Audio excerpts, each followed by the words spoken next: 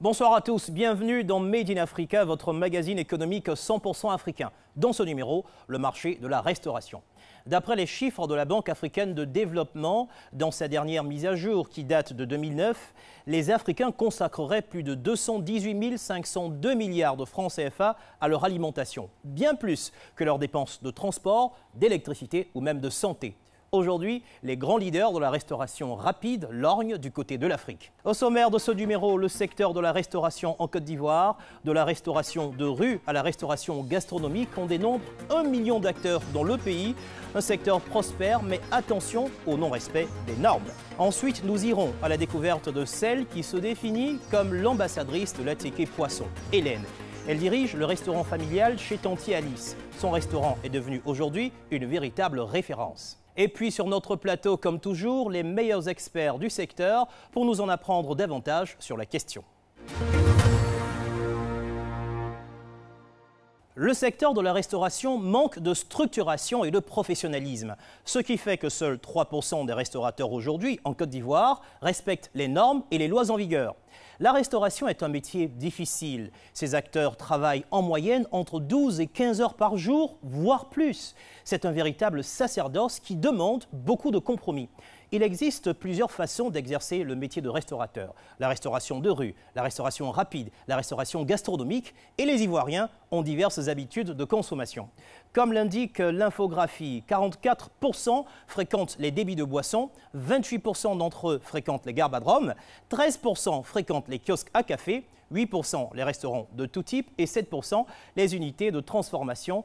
Et aujourd'hui, toutefois, 97% des acteurs exerçant dans le secteur de la restauration travaillent de manière informelle. Le secteur a du mal à se professionnaliser. Il est donc difficile de savoir si ce que vous consommez dans la rue ou dans certains restaurants est conforme aux normes d'hygiène et de qualité imposées par l'Institut national d'hygiène publique, l'INHP. Alors, qui sont ces acteurs? Comment s'organisent-ils? Quelles sont les normes à respecter? Le marché de la restauration, c'est un reportage de Cheikh Koné, Armel Zozo et Jean-Louis Mendonça. Marcory, Anoumabo. 70 000 personnes vivent dans ce quartier populaire. Une centaine de petits restaurants, dont le plus ancien, le Burkina 1. Cet établissement familial existe depuis 50 ans. Moumouni Sankara en a hérité. Les poulets là sont venus. Vous avez pris les poulets. Vous avez mis, c'est 100 poulets. Hein. Vous avez mis dedans.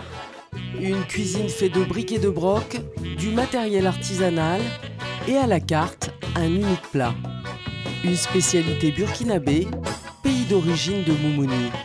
Le riz poulet au soumara. Bouba, est-ce que tu as servi le riz? Ok, donc il faut servir les clients qui sont là-bas. Là. Attends, je vais voir le riz là, c'est mis un poulet de chair là. Ça reste un peu. Et la pintade. Le riz et la pintade. C'est ça qui est là? Ok. Ok. Donc tu suis ça. Hein? Vous avez mis les poulets là au feu. Hein? Ok. Bouba, il faut servir le client qui est là-bas. En fonction de la viande choisie, le prix du plat change. Il varie entre 5 500 et 11 000 francs CFA. Moumouni peut servir jusqu'à 150 clients par jour. Il réalise un chiffre d'affaires de 2 500 000 francs CFA par mois. Le secteur de la restauration, c'est porteur? Oui, c'est bon. Surtout quand tu mets du sérieux là-dedans, c'est bon. Il n'y a pas de problème. Tu t'en sors. Toute chose, c'est le sérieux. Quoi. Quand tu fais du sérieux et puis tu fais bien, il n'y a pas de problème. Le mois de carême est une période de vache maigre pour les restaurateurs. Rares se font les clients. Une journée comme celle-ci, Moumouni ne sert que 20 couverts, alors que sa capacité d'accueil est 3 fois plus importante. Son fournisseur en viande se trouve à Bassam. Il achète ici 500 poulets par semaine. Eric, ça va? Les poulets là sont là? C'est bon? Pas me donner des petits poulets, hein? Ok. Ok. Il y a quelques-uns, il y a des gros, il faut enlever ça. Tiens, il est bon. Alors combien de poulets vous allez prendre aujourd'hui? Bon, aujourd'hui, je prévu prendre au moins 100 poulets. Moumouni s'approvisionne dans cette ferme depuis 5 ans. Il achète le poulet 2000 francs CFA et s'assure des conditions d'abattage. Il faut être là souvent pour assister à l'abattage et puis bon, voir les poulets, la grosseur des poulets et tout et tout. Il y a tout ça qui rentre en compte. Quand tu n'es pas présent souvent, ils peuvent te donner des poulets qui ne sont pas en forme, les poulets moins. Et puis là, ça pose problème avec la clientèle. Parce que le client, il se plaint quand il mange son poulet, quand il voit que le poulet n'est pas gros, ah ben, il te fait des histoires. Bon, ok, mettez dans le sac, on va partir. Ok. Faites vite, on va quitter ici. Le marché de la restauration en Côte d'Ivoire est très concurrentiel. On compte 1 million d'acteurs pour un chiffre d'affaires mensuel de 100 milliards de francs CFA. Un secteur peu organisé, des normes d'hygiène peu respectées, le business de la restauration souffre de plusieurs maux, dont le manque d'application de la réglementation, l'absence de respect des normes qualitatives et une restauration précaire encore trop présente. Certains parmi les restaurateurs font toutefois de leur mieux pour offrir un cadre et une qualité à leur clientèle. C'est le cas de Nicole. À 5 h du matin, elle est déjà au fourneau. Nous sortons le poisson la veille vu qu'il est très congelé. D'où proviennent ces poissons? Je vais les prendre à Jacquesville. On en trouve aussi à Djamé, mais le prix est très excessif. Donc, il est de combien à Djamé? Quelle est la différence de prix pour que vous partez jusqu'à Jacquesville? La différence est importante, hein, parce qu'à Djamé, tu as ce poisson-là à 5 000. Tu l'as à 5 000. Voilà, tu l'as à 5 000. Et à Jacquesville, par exemple, tu as 4 poissons comme ça à 10 000. Alors, c'est avantageux d'aller à Jacquesville. Tu peux ranger. Ce que tu vas faire, tu vas découper les oignons comme on le fait habituellement, là. Tu vas râper et tout, tu déposes. S'il y a des aubergines, tu les fais en même temps. Comme ça, à mon retour, on met les nourritures au feu. Mais tâche de faire comme tu fais, balayer et tout. S'il te plaît, rapido, parce qu'on n'a pas assez de temps. Bon, on y va. Pour se fournir en produits frais, elle se rend au marché d'Adjamé en taxi communal.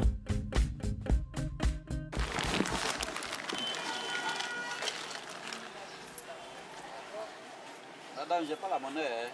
Bon, c'est pas grave. Comme on se gère, non? À Blocos, tu vas me donner. Si on se retrouve, tu me dois 50 francs. Hein? OK. Sur ce marché, Nicole a ses habitudes. Elle négocie chaque produit. Sa marge en dépend. Tomate pour la sauce, là, c'est combien le kilo? Tu peux pas diminuer un peu? Je prends au moins 2 kilos. 750.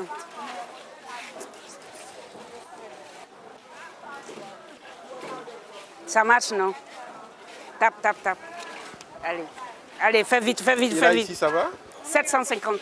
Elle a accepté en finalement. Elle a accepté. Et c'est comme ça au quotidien, vous négociez? Je négocie. Quelquefois, je fais le tour. Il faut que je trouve quelque chose qui soit un peu abordable. Et combien est-ce que vous investissez dans le marché? Ça dépend de ce que je veux acheter. Aujourd'hui, par exemple, je suis venue à 50 000. Ces dernières années, en Côte d'Ivoire, les prix des denrées alimentaires ont considérablement augmenté. La tomate est passée de 400 francs CFA le kilo à 1100 francs CFA en seulement 3 ans. Bon, il faut prendre ça là. Tu as même mis dedans. Ça, c'est des tas de 500 francs, les aubergines. Ça, parce que ce n'est pas la période. Vous constatez avec moi que ce n'est pas facile. Mais est-ce que vous le répercutez dans le plat que vous vendez aux clients? Nous ne répercutons rien sur les plats, dans la mesure où tu as un prix qui est là, qui est fixé, que le marché soit cher ou pas, tu n'as rien à répercuter sur ton prix fixé. On fait avec. Pour l'aider à transporter ses denrées, Nicole fait appel à une jeune fille, une porteuse. Quand nous venons généralement, puisque nous faisons les achats, on ne peut pas porter ça nous-mêmes. Donc on prend toujours quelqu'un pour nous aider. C'est payant? C'est payant, bien sûr. C'est payant. Est-ce que combien? Ça dépend. Tu peux donner 500, tu peux donner 200, tu peux donner... Mais moi, généralement, j'ai toujours donné 500, 500 voire 1000 francs quand je passe le temps avec elle. Nicole va faire plusieurs étalages accompagnée de cette jeune fille. Elle lui confie pour 12 000 francs CFA de marchandises. Quand tout à coup... Voilà, qu'est-ce qui se passe? Mais on ne retrouve pas la fille qui a mes affaires. Elle a emporté vos affaires? Je pense pas. On va encore chercher. Pendant 30 minutes, Nicole arpente les allées de long en large, cherchant désespérément la jeune fille. Mais tu l'as vu tout de suite là? Tout de suite là? Tout de suite là? Ah, mais donc elle n'est pas allée quelque part. Mais si c'est tout de suite là, où elle peut être partie? Elle a disparu avec mes affaires. Et ça fait 30 minutes qu'on tourne, on ne la voit pas. Donc je vais être obligée de racheter tout ce que j'ai acheté par le passé. Et je porte ce sac-là parce qu'il y a trop de pickpockets. Vous pouvez voir des femmes bien habillées et tout, mais c'est des voleuses. Nicole a dû racheter tous ses aliments. Pas le temps de s'apitoyer sur son sort, l'heure du déjeuner est proche. Est-ce que vous pensez que le business de la restauration en Côte d'Ivoire est rentable? Je dirais oui. Je dirais oui. C'est un secteur qui est porteur. Seulement, il faut l'assainir. Il faut l'assainir parce que il y en a qui le font avec leur cœur. Au moment où toi, tu es en train de faire quelque chose de potable, à côté, il y a quelqu'un... Bon, il ne faut pas leur en vouloir. Hein. Ce n'est pas tout le monde qui a les moyens. Il faut réglementer les choses. Quand un restaurant est d'un certain standing, il y a les prix. Et puis bon, il y a les petits restos. Il faut déjà uniformiser les prix, de sorte à ce que les gens ne souffrent pas. C'est-à-dire les petits commerçants comme les grands commerçants ne souffrent pas de cette mesure-là. Il y a des petits restaurants, des petits maquis, où les gens font les plats à 700, à 500, à 300, à 1000 francs. Mais il faut voir ce qu'ils mettent dans le plat. Et il faut les visiter, chercher à voir comment ils s'y prennent et comment ils font. Ça, il faut le faire. Si on... Est-ce à croire que lorsqu'un restaurant fait un plat moins cher, ce plat-là n'est pas de qualité? S'il est de qualité, c'est que la personne qui fait n'a pas un bénéfice substantiel. Ce n'est pas quelque chose de... Et vous allez voir qu'elle va le faire. Elle le fait bien, mais d'ici 6 mois, elle ferme. Parce que ce qu'elle réalise comme bénéfice, ma foi, est nul. Nicole est une figure du quartier Blocos. Son restaurant réalise un chiffre d'affaires d'1 million de francs CFA par an. Quartier de Yopougon. La restauration de rue inonde les trottoirs. On compte à Abidjan 550 restaurants de rue. Des vendeurs et des vendeuses de grillades, des étalages de fortune placés en bord de route. Chacun y cuisine ce que bon lui semble et vend ses mets au prix qu'il veut. Virginie a 40 ans.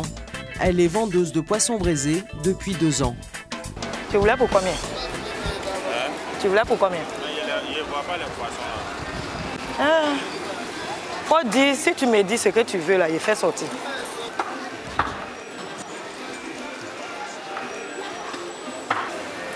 Donc je mets dans le papier à lui et puis je dépose. Voilà. Si tu viens, t'essayes. Voilà, il n'y a pas de problème. En moyenne, ce genre de clients, vous en recevez combien comme ça? Bon, je peux recevoir de 10, 20 clients par jour. Quand c'est le week-end, ça va au-delà de ça. Virginie n'a aucune formation en restauration. Elle est arrivée dans cette rue suite à la fermeture de l'entreprise où elle travaillait. Aujourd'hui, elle gagne 5 000 francs CFA par jour. Pour s'installer sur ce trottoir, elle ne possède aucune autorisation, comme tous ceux qui vendent de la nourriture autour d'elle. Il y a pourtant des normes à respecter dans le secteur de la restauration, et notamment en matière d'hygiène. Il faut avoir ses vaccins à jour, les produits alimentaires ne doivent pas être périmés, les aliments doivent être correctement conditionnés, les lieux doivent être désinfectés avec une eau de Javel à 12 degrés et enfin, il est conseillé au personnel d'exercer sa profession en uniforme. Mais sur ces trottoirs, aucune norme, aucune loi. Virginie commence à 16h et ne s'arrête de travailler qu'une fois la marchandise écoulée. Il est 1h du matin, la fin approche. C'est mon dernier poisson. Alors là, vous avez fini, vous rangez vos affaires? Oui, je suis en train de ranger mes affaires parce que mes poissons sont finis. Le dernier poisson même est au feu. J'attends que le client mange pour que je puisse rentrer à la maison. Les difficultés actuellement, c'est que le poisson, ça fait pratiquement 1 mois et demi que le carton du poisson a augmenté. Ça a augmenté pratiquement de 5 à 6 000. Avant, on payait le carton à 10 500, 11 000. Mais aujourd'hui, on paye à 17 000, 16 500. Là, ça ne nous arrange pas. On vend, bon, actuellement, on ne s'en sort pas. Il faut que l'État trouve une solution à ce problème. On ne sait pas d'où vient le problème de l'augmentation du prix du carton de tilapia. Surtout tilapia, les capes noires que nous vendons. C'est devenu trop cher. Avant, on s'en sortait vraiment bien. Mais l'augmentation a fait qu'actuellement, les bénéfices ont diminué et on ne s'en sort pas. Le lendemain matin, nous retrouvons Nicole dans sa cuisine. Le sel, laurier, câblet et les cubes d'assaisonnement. La restauration, c'est sa passion, aucune formation en la matière, mais beaucoup de passion et de volonté pour tenter d'exercer son métier en vrai professionnel. On reproche souvent aux restaurateurs de ne pas respecter un minimum d'hygiène. Ça c'est vrai, mais vous savez, ce qu'on fait, ceux qui consomment notre nourriture ne voient pas ce que nous faisons. Si tu as la crainte de Dieu, toi-même à ton niveau personnel, si tu sais que ce que tu vas manger, tu dois laver, tu dois faire propre pour ta consommation personnelle, autant le faire aussi pour celui qui te donne de l'argent, hein, qui te donne les moyens de survivre. Alors si tu triches, il y en a, ça tombe, on prend, on lave pas, on met.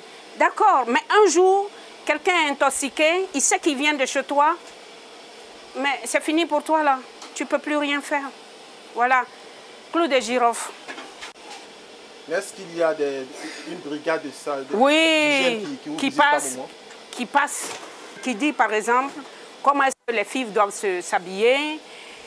Si on a du personnel, il faut vacciner le personnel. Si on doit préparer, il faut se coiffer et tout ça. Ça, vraiment, ils font leur travail parce que moi, depuis que je suis là, j'ai déjà reçu 3 équipes.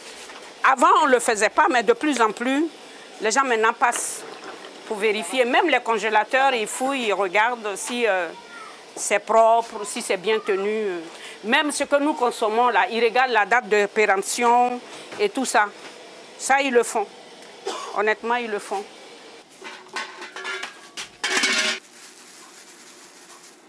Qu'est-ce que vous allez manger? Il y a guaguassou, il y a... Aujourd'hui, moi, je prends guaguassou. Avec arrêt. Arrêt et puis un peu de riz à côté, comme d'habitude. Et vous? Non, je ne fais pas tchèp. Elle ne fait pas tchèp. Non, 3 guaguassou. Avec poisson frais. 2 foutous, 1 riz. Et puis un riz supplémentaire. Ses efforts paient. Nicole a réussi à fidéliser sa clientèle. Chaque semaine, ce client dépense 21 000 francs CFA pour ses déjeuners chez Nicole. Dites-nous, ça fait combien de temps que vous fréquentez ce restaurant ou bien d'autres? Depuis 2005 que je fréquente ce restaurant. La raison, c'est qu'il y a le professionnalisme, il y a la qualité dans ce qu'on mange, et puis le cadre est vraiment beau.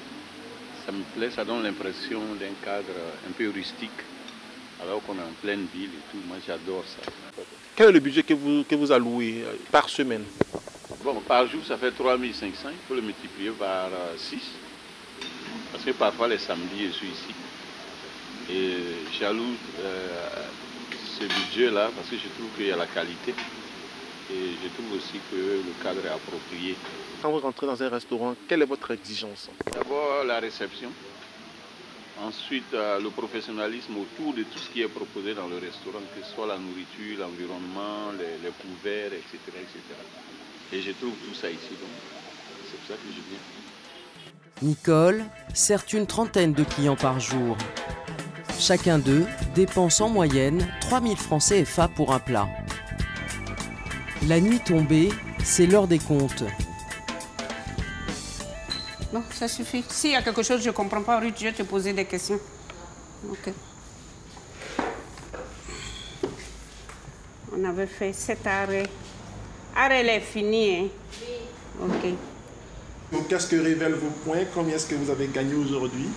Apparemment, compte tenu des plats qui sont sortis, à midi, j'ai eu 17 personnes et le soir, j'ai eu 2 personnes.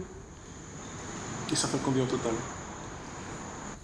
C'est pas conseillé de toujours dire ce qu'on a. Ça fait 6 000. Nicole a dû faire face à de multiples difficultés dans sa profession. Mais à 57 ans, elle continue de garder espoir.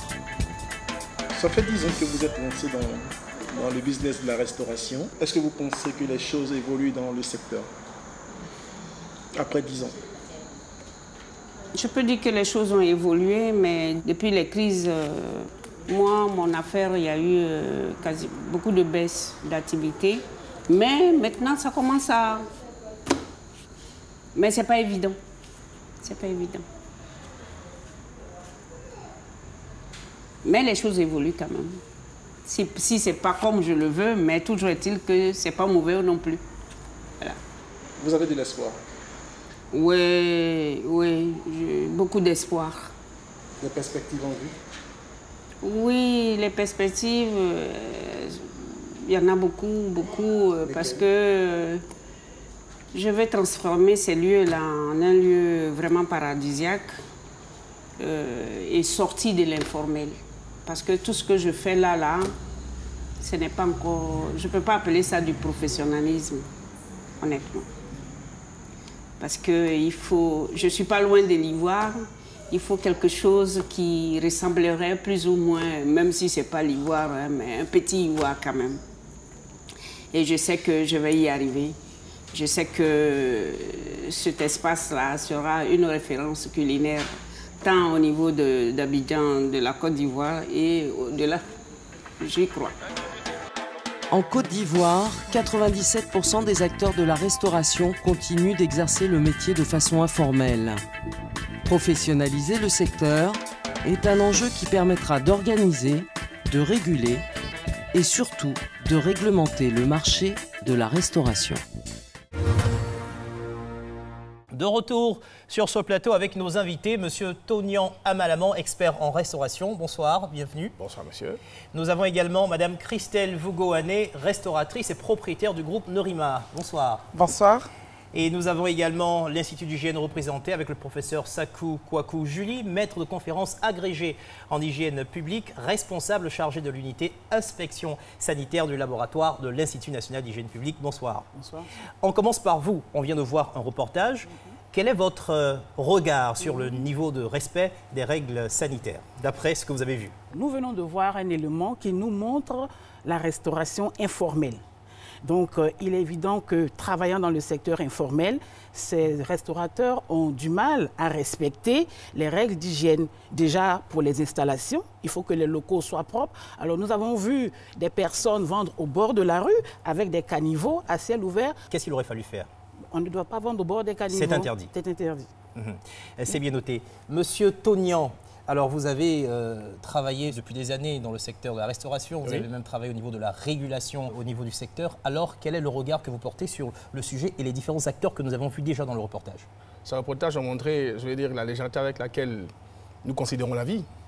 Parce que manger, c'est tout un art. Servir et donner la possibilité à d'autres personnes d'inviter des convives, je dirais, requiert un minimum quand même, c'est-à-dire un cadre beaucoup plus adapté. C'est, je dirais, la responsabilité de toute la Côte d'Ivoire, hein, la responsabilité des structures en charge donc du développement de ce secteur-là. L'informel ne devait pas être lié forcément au manque d'hygiène. L'informel, c'est sûrement dû au fait de ne pas forcément maîtriser l'activité, mais en plus de ne pas contribuer économiquement au développement de notre pays. ce sont des vendeurs, ce ne sont pas forcément des restaurateurs que vous avez vus aujourd'hui. Des vendeurs. Moi, je les appelle des vendeurs. Il faut rappeler aussi qu'on parle de restauration, donc ce sont des aliments destinés à la consommation humaine. Voilà. C'est dangereux, donc. Oui, absolument dangereux. Se pose le problème même du statut de ces restaurateurs en question. Parce que les restaurateurs ne savent pas qu'ils sont d'abord artisans restaurateurs. On parle donc d'artisans restaurateurs. Donc il y a un besoin de formation, c'est ce que vous expliquez? Absolument, même de communication déjà. Et donc d'information. D'accord. Voilà. Alors, Madame Vugoane, vous êtes sur notre plateau et vous représentez le groupe Norima qui a plusieurs restaurants et plusieurs enseignes. Alors comment vous réagissez quand vous voyez que dans le secteur, il y a encore tout ce pan d'activités informelles qui persiste? Nous sommes un pays en voie de développement, c'est tout à fait normal qu'il y ait toujours autant de restaurateurs dans l'activité informelle. Mais qu'est-ce qu'on fait pour donner les moyens à ces gens-là de ne pas rester dans l'informel pendant 50 ans, pendant 10 ans, pendant 5 ans? Est-ce qu'il y a des moyens de sortir de ce niveau d'hygiène qui est faible? Ce n'est pas normal que ça continue. Parce que je veux dire que nous sommes quand même un État structuré, avec quand même des structures financées par l'État qui devraient pouvoir prendre leurs responsabilités et agir afin d'apporter une amélioration à ce que nous connaissons aujourd'hui. Donc vous dites que l'État doit prendre des responsabilités. Alors je veux revenir vers vous, Madame Vugoane. Vous avez été le restaurateur de l'année, vous avez été primé dans le cadre de Restaurant Awards 2017 de Jumia Food. Alors c'est intéressant, comment est-ce que vous avez ressenti la remise de ce grand prix? Vous imaginez, ça fait que 6 ans qu'on a commencé la restauration sur le territoire ivoirien. Et après 6 ans, avoir... je veux dire, une reconnaissance pareille, ça fait vraiment, vraiment, vraiment plaisir. Et ça veut aussi dire que le travail paye. Vous avez 1, 2, 3, c'est combien? Ça fait 4 prix qu'on voit dans vos mains. Vous êtes avec Monsieur Ané, donc votre partenaire en affaires comme dans la vie. Alors, ça fait plaisir, 4 prix. Quels sont les différents prix que vous avez reçus justement ce jour-là? On a reçu le prix du meilleur burger parce qu'on est un restaurant américain. On a reçu le prix du meilleur service. On a reçu le prix de la meilleure cuisine africaine. Et on a reçu le prix de restaurant de l'année. Dès qu'on a reçu les prix, le lendemain matin, on avait une réunion avec tout le staff. On a reçu ça, ça ne veut rien dire. On va venir voir si on est vraiment les meilleurs. Il faut qu'on soit encore meilleurs qu'on était hier. Quelles sont les normes que vous imposez justement pour atteindre ce niveau? On a eu la chance d'apprendre à travailler aux États-Unis. Aux États-Unis, les normes d'hygiène, ils ne rigolent pas avec. Donc du coup, quand tu apprends à travailler dans ces conditions-là, tu les gardes. Comment se fait par exemple la surveillance des restaurants en termes de normes d'hygiène? Est-ce qu'il y a des visites inopinées par exemple? Exactement, et il y en a pas mal. Il y en a, je pense, 3 à 4 dans l'année. Et le consommateur se plaint et ça va très loin. Tu as un cafard dans ton restaurant, tu entends ça à la radio, donc tu perds tes clients en 1 semaine. Donc du coup, tu es obligé de suivre les normes. L'Institut d'hygiène, vous êtes chargé également de la surveillance du niveau d'hygiène dans les restaurants. Oui. Est-ce que vous aussi, vous avez le droit de faire des contrôles inopinés? Tout à fait. Nous pouvons faire des contrôles inopinés et nous faisons aussi des contrôles à la demande de la population. Donc, quand la population se plaint de la qualité des repas consommés dans un restaurant, nous travaillons aussi en collaboration avec les communes, puisque c'est les communes qui savent où sont installés les différents restaurateurs. Dans vos attributions, vous n'avez pas l'obligation de venir faire des contrôles inopinés chez les restaurateurs. C'est les mairies qui ont cette obligation. Alors, vous vouliez réagir? Ça justifie un peu l'étendue du mal, parce que si l'Institut national d'hygiène publique n'a pas forcément la force pour pouvoir systématiquement vérifier, il n'y a pas de policier qui facilite effectivement et qui redresse systématiquement. Mais les mairies ont une police. Non, mais les mairies, justement, en termes d'effectifs, ne suffisent pas. Dans ce que vous dites, c'est que c'est organisé de telle sorte que les mairies soient le prolongement de l'Institut. Oui. Très bien. Alors, question. Comment est-ce qu'on peut laisser pendant autant de temps des commerces, des restaurateurs qui sont au bord de caniveaux? Parfois, il y a des endroits où on a des rats, dans certains endroits, qui cohabitent avec les clients qui finissent par s'en accommoder. Est-ce qu'il n'y a pas des mesures? Qui a la responsabilité finalement pour contrôler? Lorsque les conditions d'hygiène ne sont pas respectées, les recommandations sont faites pour fermeture de ces établissements. Maintenant, nous sommes dans un contexte où l'informel est très développé. Dans ce contexte-là, si nous voulons fermer tous ces maquis et tous ces restaurants dans lesquels les Abidjanais ou les Ivoiriens vont entre midi et 2 parce qu'ils ne peuvent pas rentrer à la maison, Vous voyez le problème que ça peut poser. La politique que nous mettons en place, c'est de faire de la sensibilisation. Nous avons les compétences et nous travaillons de sorte à sensibiliser jusqu'à ce que les choses puissent changer. Il aurait fallu peut-être, et les restaurateurs le croient, plus investir pour la sensibilisation et la communication, ne serait-ce que ça. Mais bien sûr, je veux dire que c'est une alchimie que d'ailleurs le ministère du Tourisme dans le temps avait trouvée. Justement, avec la convention qu'il avait signée avec justement notre structure, qui faisait de nous automatiquement l'autorité des régulations de la restauration. Justement, il s'agissait de structurer, d'organiser et de trouver véritablement les standards adaptés à l'Afrique et donc à la Côte d'Ivoire. Nous, en tant que privé, avons investi pratiquement 3 milliards dans cette activité pour pouvoir sortir des chiffres. Oui. Et ça permettait donc de pouvoir faire évoluer le secteur. Vous avez investi 3 milliards dans des études. Absolument, mais on n'avait pas le choix. Parce que vous avez... on a un problème social. Tout à l'heure, vous avez entendu la bonne dame. Nous sommes un petit restaurant, nous nous débrouillons, on a un problème social. Oui. Dès que vous touchez, ça devient un problème social. On dit non, si ils se débrouillent, c'est avec ça qu'ils se battent. Mais on oublie qu'on ne se débrouille pas avec la mort des autres. Hein. On oublie que la vie est sacrée. On va tirer parti de vos études. Oui. Qu'est-ce que vos études disent? Quel est le problème et quelles sont les pistes de solution? Je vais vous donner un exemple tout simple. Vous avez aujourd'hui des contrôles où le contrôleur arrive, le restaurateur préfère dire, écoutez, tenez vos 10 000 francs et puis partez. On a eu des rencontres avec la Banque mondiale là-dessus, justement. Parce qu'il fallait se mettre d'accord sur qu'est-ce qu'il fallait contrôler et comment faire entrer dans les mœurs, dans les habitudes, je dirais, des Ivoiriens et donc des restaurateurs ici, le contrôle. Cette étude a été faite depuis quand? Depuis 2010. Depuis 2010, on a 7 années. Et en 7 ans, qu'est-ce qui s'est passé? Qu'est-ce que vous avez pu faire ensuite? On a connu de belles améliorations. Hein. Vous avez vu aujourd'hui au niveau de la boulangerie, vous avez aujourd'hui des présentations qui sont beaucoup plus acceptables. Oh, oui. Vous avez aujourd'hui au niveau des pâtisseries des changements notables. Vous avez aujourd'hui C'est dû à vos actions? Mais absolument. Nous avons beaucoup communiqué là-dessus. Nous avons beaucoup travaillé, je dirais, à faire changer les mentalités. Quand on parle de garba choco, on voit, je dis que ce n'est pas quelque chose d'extraordinaire, mais c'est déjà un début. C'est déjà beaucoup plus propre. Oui. C'est-à-dire que c'est une mentalité qui est en pleine mutation. Elle méritait d'être encouragée, mais je veux dire qu'on a aussi des personnes que ça n'arrange pas. Parce que, vous savez, l'informel, c'est une économie parallèle qui nourrit un groupe. Et ce groupe-là n'a pas intérêt à ce qu'il y ait de l'ordre. Alors qu'en réalité, lorsqu'il y a de l'ordre, c'est l'État qui a une assiette qui s'élargit.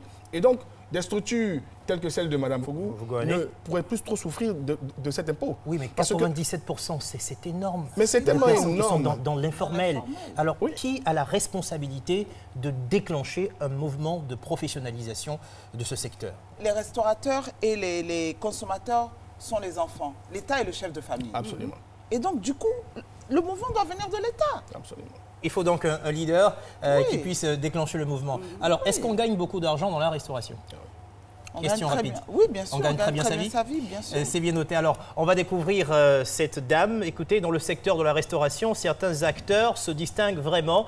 Et c'est le cas d'Hélène, du restaurant familial chez Tanti Alice, située dans la commune de Marcory. Elle vend jusqu'à 120 kg d'attiéké et 200 kg de poissons par jour. Avec un chiffre d'affaires de 8 millions de francs CFA par mois, son business marche bien.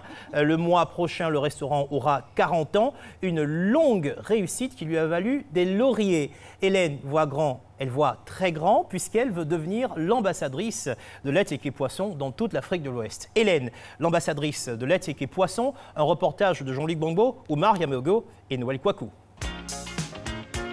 Marcory, le week-end dernier. Voici Hélène, la reine de l'attiéké poisson. À quelques mètres de chez elle, son restaurant, chez Tanti Alice. Le week-end s'annonce chargé. Une réunion s'impose. Bon, ce matin, vous savez qu'aujourd'hui est samedi, on a un très long week-end.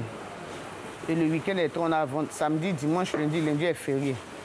Donc, vous devez vous occuper des clients comme vous avez l'habitude de le faire. Et puis surtout, veillez comme d'habitude aux petits trucs, les lotus qui vont tomber, les captions de boissons et tout ça. Surtout à l'environnement. En tout cas, je compte sur vous et que la journée commence très bien. Une femme qui dirige tout ce groupe de garçons, c'est pas compliqué? Rien n'est facile, hein. Il faut toujours parler. En suffrage, je ne travaille pas avec les femmes. Je préfère que ce soit les hommes. Ils sont encore plus rapides, ils sont dynamiques. Et avec eux, il n'y a pas de problème. Il n'y a pas de problème. Si c'était des femmes tout à l'heure, quand les clients viennent, elles vont vouloir échanger avec les clients, surtout les hommes. Elles vont s'asseoir à une table et du coup, elles n'auront plus envie de faire le travail. C'est pour cela que je préfère travailler avec les hommes. Les hommes, ils sont plus sérieux, ils sont plus calmes. Les femmes, elles sont beaucoup impulsives. Comme il est l'heure, on ne va pas trop tarder. Il y a quelques clients qui sont là, on va aller s'occuper d'eux.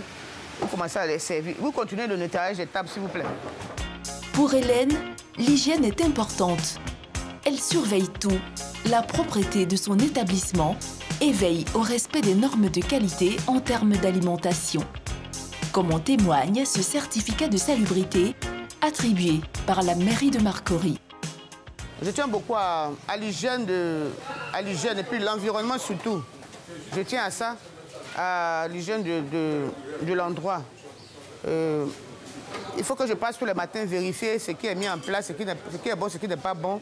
Et ça, je le fais tous les jours. Ils sont en train de faire le nettoyage à cause de la poussière, les mouches et tout ça. C'est très important dans l'activité. Hélène est une forte personnalité. Une quinzaine d'employés travaillent dans ce restaurant. Les hommes sont au service, les femmes en cuisine. Tous les matins, quand nous débutons par la tchéké poisson, qui est le meuble principal. Ensuite, nous avons le poisson au four. Ça, c'est le service du poisson au four. On attend de faire les préparatifs pour les mettre au four. Et ça sera prêt aux environs de midi. Là, c'est la sauce cocktail. Ça est au feu. Et là, ça sera prêt vers midi. J'ai nommé cette sauce de cocktail parce que c'est un mélange d'escargot, de crabe et de polo. Donc, c'est le nom que j'ai donné à cette sauce-là, le cocktail, parce qu'on retrouve un peu de tout dedans. L'accompagnement, c'est un peu d'abolo et un peu d'acassa. Chaque jour, Hélène sert environ 120 kg d'attiéké et jusqu'à 200 kg de poisson. Ici, c'est l'ambassade de la tchéké poisson. Le compteur, c'est l'ambassade de la tchéké poisson. Parce que mine de rien, ça fait 40 ans d'existence cette année. Hein. Juillet 1977, juillet 2017, ça fait 40 ans d'existence ici. Le même endroit, ça n'a pas changé. Ce restaurant a une capacité de 160 couverts, une clientèle variée, une notoriété qui séduit même les étrangers. Vous voulez du poulet? Non, j'ai pris le poisson. Le poisson. Et ça vient avec quoi alors? Il y a de la tchéké qui est prêt pour le moment. Il y aura de la loco tout à l'heure. De la loco, oui. Il y a de la cassa. Vous voulez manger avec de la loco? Oui, la loco. Ouais. Donc vous allez attendre un peu, on va faire la loco. Combien de temps? Tout au plus 15 minutes. D'accord. C'est bon? Le poisson, combien de temps? Le poisson, il est déjà prêt. Oui, on va le mettre à côté. Oui, la tchéké. Vous connaissez la tchéké? Bien sûr. Vous mangez le piment? Ah oui. Ok. Vous serez très bien servi. Ce sont mes amis qui m'ont amené ici en disant que c'était très bon, très propre et qu'on mangeait très bien. Donc mon ami Raymond qui connaissait l'endroit ici peut vous parler peut-être un petit peu de l'endroit qu'il a connu déjà il y a plusieurs semaines. Oui. J'étais ici il y a 4 semaines et j'étais avec notre ami qui nous a amenés ici. Et on a très bien mangé, on revient. Ces deux hommes sont en mission à Abidjan depuis 1 mois. Ils travaillent dans une autre commune. Mais pour déguster l'attiéké poisson, ils font le déplacement. Cours de dégustation à l'européenne. On met un peu de piment sur le poisson. Un peu de ça. Ça, c'est bon. C'est une bonne découverte que vous avez fait en Côte d'Ivoire. Super découverte. Ça va me manquer. C'est vraiment bon. C'est vraiment, vraiment bon. Bon appétit. Merci. C'est bon? Merci. C'est bon. C'est vous, Alice? Alice, c'est ma mère. D'accord. Et moi, je suis la relève. C'est comme le McDo. Voilà. Magnifique, c'est très bon. Pour déjeuner dans ce restaurant, ce n'est pas donné. Les plats varient entre 2500 francs et 10 000 francs CFA. Malgré tout, le restaurant ne désemplit pas. Il réalise un chiffre d'affaires de plus de 8 millions de francs CFA grâce à la qualité de ses mets, mais aussi à la personnalité de sa patronne. Vous avez un suivi particulier pour chacun de vos clients? Oui, c'est très important. Les gens qui se déplacent venir vers toi, venir ta nourriture, c'est normal que tu t'occupes bien d'eux. Il faut demander si ça va, comment on s'occupe d'eux, s'ils sont satisfaits, c'est le plus important. La qualité du service et puis l'accueil. On se sent chez soi. Surtout, toujours le même goût. Il n'y a rien qui change en fait. Tu vas 15 ans, tu reviens, c'est la même chose. C'est ça en fait. Fondé par la mère d'Hélène, Alice, le restaurant existe depuis 40 ans. Au départ, un simple fourneau artisanal placé sous un arbre. Une recette maison destinée à la population du quartier. Là, c'est ma mère, tante Alice. L'endroit où nous sommes aujourd'hui, c'est comme ça que c'était avant. C'est comme ça que ça se présentait, sous les arbres, un petit truc insignifiant. Là, je suis juste derrière elle, comme d'habitude, en train d'apprendre. Et là encore, c'est moi, en train de servir la tchéké. En 2000, grâce au succès remporté par sa mère, Hélène décide de donner de l'envergure à cette restauration de rue. Elle crée un véritable restaurant. Depuis, le succès est au rendez-vous. Ça, c'est mon premier prix, ma récompense, mon mérite, quoi. La nuit de la femme africaine. Ça, c'est le premier prix. Mon deuxième prix est l'État Gouané 2013. C'est Mme Anne Loto qui m'a remis mon prix. Femme battante toujours. Femme modèle, femme exemple, femme dynamique. Toute cette reconnaissance pour vous aujourd'hui, qu'est-ce que ça vous fait? Ça me fait plaisir que la nation ivoirienne, moi je représente un modèle pour toute cette jeunesse. Et je dirais à la nouvelle génération, seul le travail paye. Il faut beaucoup se battre et il ne faudrait pas négliger ce qu'on fait. Il faut prendre ça au sérieux. Parce que le métier nourrit son homme. Il faut aimer aussi la chose que tu fais. Rigoureuse, passionnée et travailleuse. La restauration demande beaucoup d'énergie. Chaque matin, comme tous les restaurateurs, Hélène se rend au marché. Il est 6 heures. Abba Sikoji, Abba Palmeret, c'est ma collègue. Ce sont ses poissons. Elle fait la même activité que vous? Oui. On fait la même activité. Donc, vous voyez que elle n'est pas ma concurrente, c'est ma collègue. C'est ma grande sœur et tout. On se donne des conseils, on se donne des idées. C'est elle, Abba. L'obsession d'Hélène, les produits frais. Chaque denrée est choisie avec minutie. Et plus précisément, l'attiéké. Le succès de son restaurant repose en partie dessus. Où est mon attiéké? Constant dit, il a déposé 3 sacs. Où est ça? Ah, d'accord. J'espère que c'est bon à checker. Tu regardes. Je te dis que c'est bon à checker comme d'habitude. Il faut me donner villa à checker. Il faut regarder. Ok. On sélectionne les dames qui font la bonne qualité de la checker. Vous voyez, il n'y a pas de fibre dedans. C'est ce qui fait notre particularité, la particularité chez tante Alice. Grâce à la quantité qu'elle achète, Hélène obtient une boule d'attiéké à 350 francs CFA. Dans son restaurant, cette boule sera revendue 500 francs CFA. La recette du restaurant varie entre 150 000 et 400 000 francs CFA par jour. Une affaire qui fonctionne bien. Fort de son succès, Hélène a ouvert 2 autres restaurants, dont l'un à Bassam.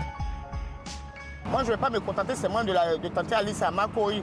Parce qu'aujourd'hui, je fais de ce nom un label. Dans ce label-là, il faut que j'utilise à bon escient. Et c'est ce que je suis en train de faire. J'aurais voulu ouvrir peut-être à Lomé, au Ghana, au Bénin. Je suis allé faire tous ces pays-là. Je me suis dit, mais attends, si je vais là-bas que je ne réussis pas, autant rester chez moi, en Côte d'Ivoire que je connais mieux. Et c'est là que je fais Bassam. Ce lieu, ouvert depuis 2014, est calqué sur le restaurant de Marcory.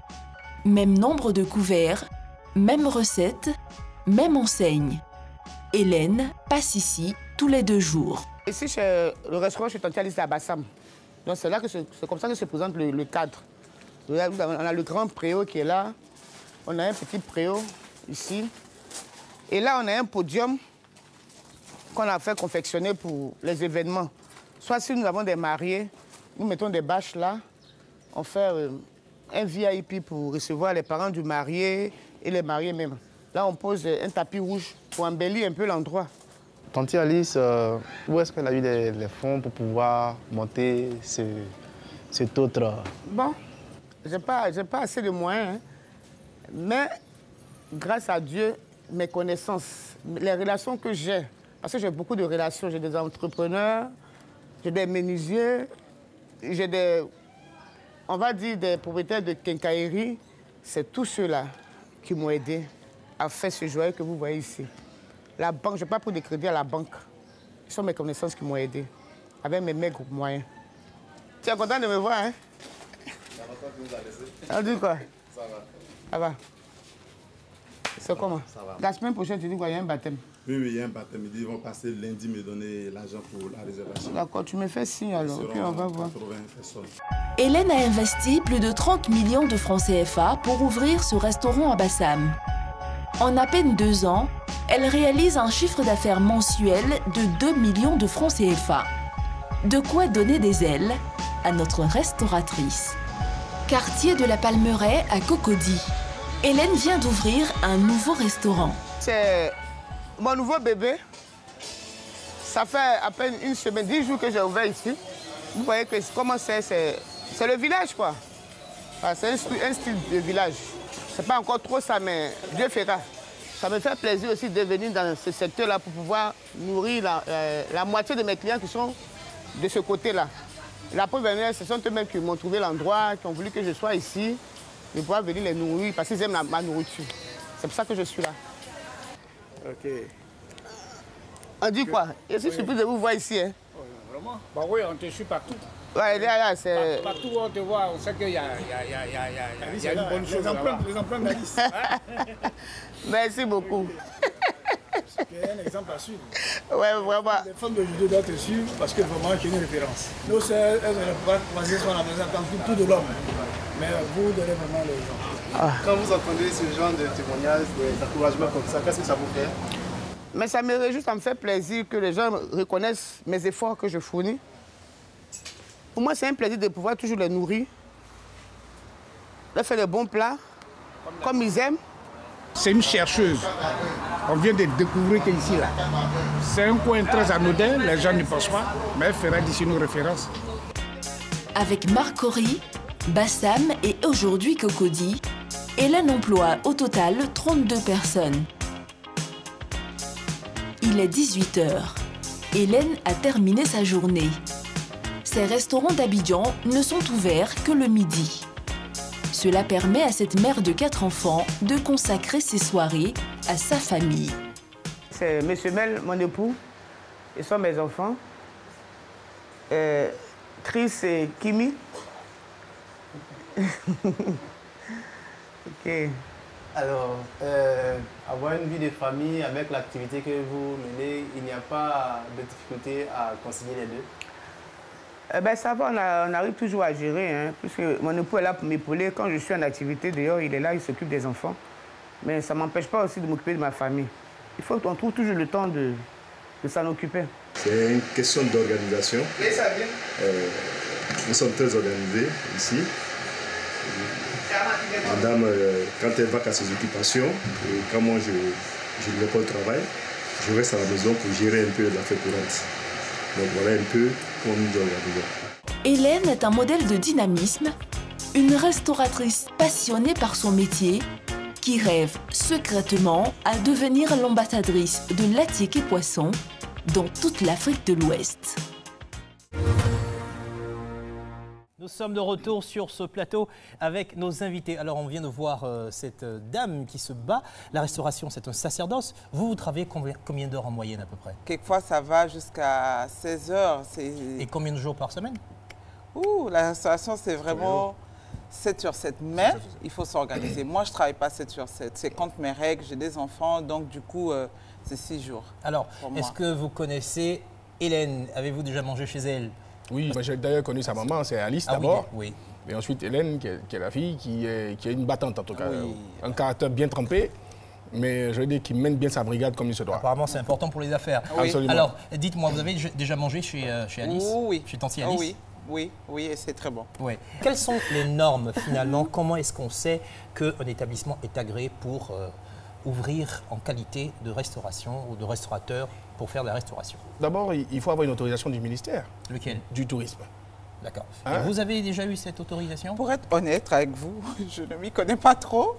Je sais qu'on a fait, quand on a commencé au tout début, On a le registre de commerce, tous ces trucs des impôts, il y a le certificat de salubrité. Mais franchement, honnêtement, je ne m'en occupe pas, tout ce qui est paperasse. J'ai consulté quand même les normes du ministère du Tourisme et je vous pose la question à vous. Avez-vous un livre de réclamation?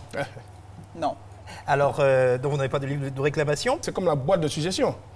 Donc de réclamation, c'est-à-dire aujourd'hui vos clients arrivent chez vous, ils peuvent critiquer votre alimentation, ils peuvent critiquer vos préparations, et puis derrière vous pouvez aussi, je dirais, marquer que bon, il y a des points, il y a. Et c'est obligatoire. Mais normalement c'est obligatoire. Et alors, pour revenir là-dessus, nous on le fait, mais je veux dire, je ne savais pas que ça s'appelait un livre de réclamation. On a vu que dans les normes du ministère du Tourisme, il faut faire la promotion des aliments locaux. Vous faites la promotion évidemment parce que vous avez été primé en ce qui concerne la culture africaine ou ivoirienne? Ivoirienne.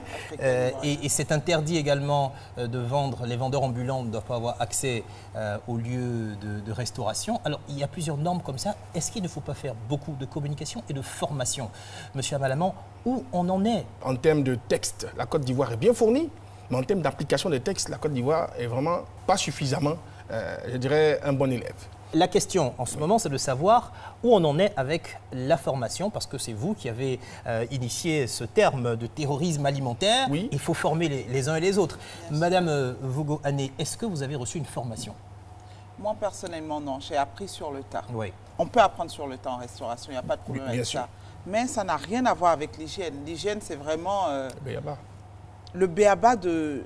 Même chez soi, à la maison, quand on rentre en cuisine, il y a un minimum de propreté. Je ne pense pas que c'est l'hygiène que l'on a dans sa cuisine qui soit applicable dans l'hygiène à but commercial. L'hygiène qu'on a en restauration collective est beaucoup plus contraignante. Oui. Mais puisque si l'aliment cause des maladies, le restaurateur est responsable.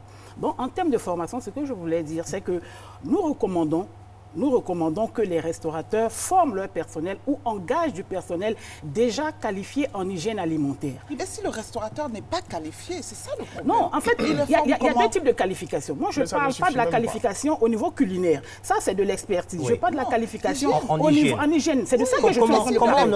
Comment on obtient cette qualification? Elle existe dans les écoles formelles qui existent, dans les universités, dans les différentes écoles, mais il y a également des formations à la carte. Que par exemple l'Institut national d'hygiène publique ou toute autre structure de formation peut apporter comme formation dans cette structure-là. On revient sur le personnel, le restaurateur. Non, ce que je suis en train de dire, c'est que nous avons la possibilité de former à la demande. À la demande, ça ne devrait pas être à la demande. Alors, ça doit être exigé. On se rend compte que les restaurateurs et l'Institut national d'hygiène...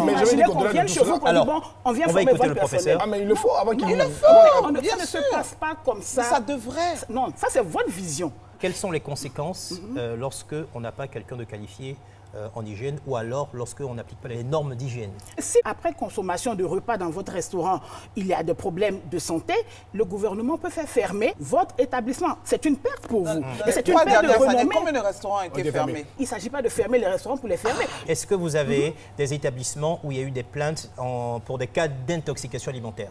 Il y en a eu, mais je ne peux pas les citer ici. On est d'accord. Oui. Nous, ce qu'on veut savoir, c'est qu'est-ce que vous avez fait? Est-ce qu'il y a eu des inspections? Est-ce que ça a été fermé, par exemple? Quand il y a eu des toxines-infections alimentaires, nous avons été sollicités. Et nous sommes partis, nous avons fait les inspections, nous allons jusqu'à l'hôpital pour interroger les malades et nous faisons le compte-rendu. Noté. Oui. Alors, qu'est-ce que vous pensez de ça? Vous avez des restaurateurs à qui on exige tout et il y en a d'autres à qui on n'exige rien. Mais comment voulez-vous, je veux dire, encourager? Vous vous plaignez d'un deux poids, deux mesures. Mais bien sûr. C'est la population qui souffre. Mais voilà. L'appellation petit, parce que j'ai entendu plusieurs fois petit restaurateur, petit, on se débrouille. Mais ça nous tue, ça fait 50 ans qu'ils sont petits. Ils ne grandissent pas, ceux-là. 5 ans qu'on est petit. On a le sentiment que les chiffres dans le domaine de la restauration ne sont pas toujours avoués ou avouables. Est-ce que c'est parce qu'on gagne trop d'argent que finalement on est discret? Gagnez-vous beaucoup d'argent, Madame Je gagne assez d'argent pour ce que je fais. Suffisamment. Suffisamment pour ce que je fais. Mais ça, c'est dans tout business. Hein. Qui étale son chiffre d'affaires? Il n'y en a pas beaucoup. Bon, je veux dire, ça, c'est dans tout business. Ça, c'est quoi votre chiffre d'affaires à vous? 2,5 millions. Par jour? 2,5 millions par jour. Tout le monde a 2 millions. Bon, moi, je suis à un standard un peu plus élevé. Monsieur Tognon, alors il était sceptique, il faut le rappeler, pour tous les personnages qu'on a vus. Quand il a entendu 2 millions à chaque fois, il n'était pas d'accord. Avec des quantités comme, par mois. Comme 200 kilos de poisson et 150 kilos de... d'Attiéké, pas possible de faire 2 millions par an. On fait forcément non, plus. elle fait 8 millions par mois. Vous n'étiez même pas d'accord avec les 8 millions? Non, pas du tout. Alors, quelles sont les perspectives? Où on va? Comment est-ce qu'on peut professionnaliser? On peut sortir de l'informel? Comment est-ce qu'on peut assurer une meilleure sécurité alimentaire en Côte d'Ivoire dans le domaine de la restauration? Ce que nous voulions faire avec la régulation, c'était justement appeler et maîtriser les différents textes afin de mieux les appliquer et les adapter aux acteurs. Et tant que cela n'est pas fait, on va se retrouver à couteau tiré parce que lorsque l'Institut d'hygiène va vouloir travailler, vous aurez donc la mairie qui va s'interposer éventuellement, qui estime qu'il y a des points qui sont beaucoup plus importants. Vous aurez le ministère du Tourisme. Et je veux dire que ce n'est pas mon constat seul. Nous avons eu l'occasion d'échanger de ces différents points avec la Banque mondiale, avec les différents opérateurs qui ont constaté trop de contrôle, trop de papier, pas suffisamment d'efficacité. Si nous accompagnons les acteurs, si nous donnons un statut réel, ça devient beaucoup plus fluide. La question de leur donner un statut. Absolument. Professeur, alors quelle est votre vision de l'avenir pour l'hygiène au niveau de la restauration? Quand on est dans un pays où l'informel est beaucoup développé, hein, l'accompagnement est très important. On accompagne jusqu'à un certain niveau et puis après, on peut alors aller aux sanctions. Donc l'accompagnement, l'Institut national d'hygiène publique est disposé à faire cela. Et invite également tous les restaurateurs à se structurer. Je protège ma profession quand je montre que je sais travailler et que je respecte les normes. Donc quand la clientèle étrangère vient, il y a le standard qu'elle recherche. Comme les restaurants Sarkan, c'est un standard qu'ils ont eu. Donc, ils attirent un certain type de clientèle. Et c'est important pour que les restaurateurs eux-mêmes ils puissent se structurer. Justement, le mot de la fin pour Sarkan, comment vous voyez, comment vous envisagez le secteur dans les années à venir? Vous avez la parole. Tous ceux qui travaillent dans le domaine de la restauration, c'est un gagne-pain avant tout. Donc, on travaille pour l'argent. C'est vraiment un gagne-pain. Est-ce qu'on doit dire que parce que c'est notre manière de gagner notre argent, l'hygiène est secondaire? Non. Parce que c'est des vies humaines qui sont en jeu. Donc je pense vraiment que le gouvernement devrait faire un petit effort pour essayer d'accompagner, comme elle dit, tous ceux qui sont dans l'informel et aussi ceux qui sont dans le formel. Merci. En tout cas, on a senti beaucoup de passion et d'intérêt pour ce sujet. Merci à nos invités de ce soir. C'est la fin de cette émission. Vous pouvez retrouver cette émission sur notre site internet www.rti.ci ou sur l'application RTI Mobile. Vous pouvez aussi suivre Made in Africa sur notre page Made in Africa 225, en un seul mot. Merci à toutes les équipes qui ont travaillé sur cette émission, à Sophie Hamdad, notre rédactrice en chef, Rigobert Baker, le réalisateur du plateau. Merci aux équipes de Made in Africa, Jean-Louis Gbongbo, Cheikh Kone, Noël Kwaku, Oumar Yameogo, Armel Zozo, Jean-Louis Mendonça, Sephora Zegui. Merci également aux équipes de production et aux moyens techniques de la RTI. Mesdames et messieurs, bonsoir et bonne suite de programme sur RTI.